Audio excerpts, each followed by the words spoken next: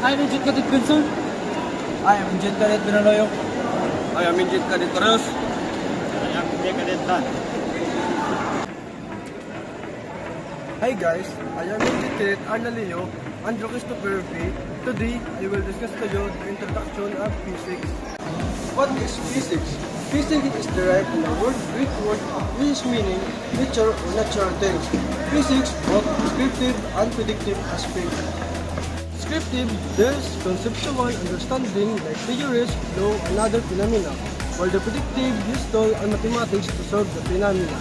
There are also many branches of physics like classical physics that study the motion, energy, and force.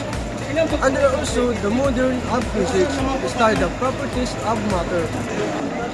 Kinematics is a branch of physics that studies the motion of objects without considering their causes of motions.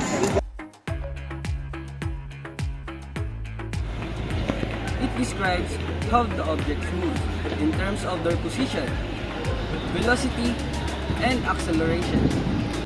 I am going to explain the importance of work, energy, and power. So work, energy, and power can be applied in our daily life. Like for example, I am going to push this object to another side.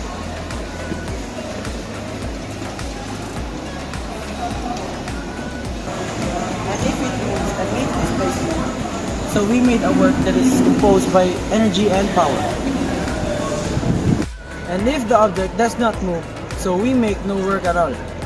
For example,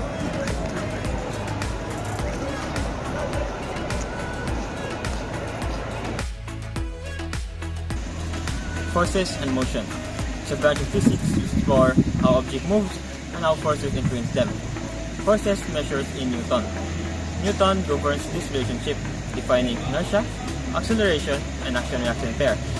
Understanding motion is vital for engineering, predicting object behavior, and advanced fields like space exploration and biomechanics.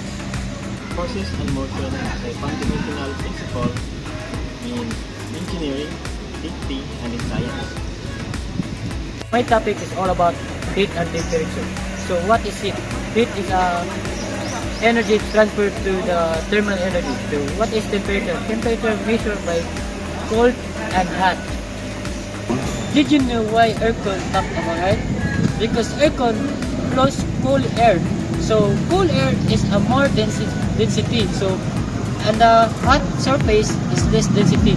While if the air cooler flows in the top of our head and the lower is hot, so the less density will go up and the cold flows will down.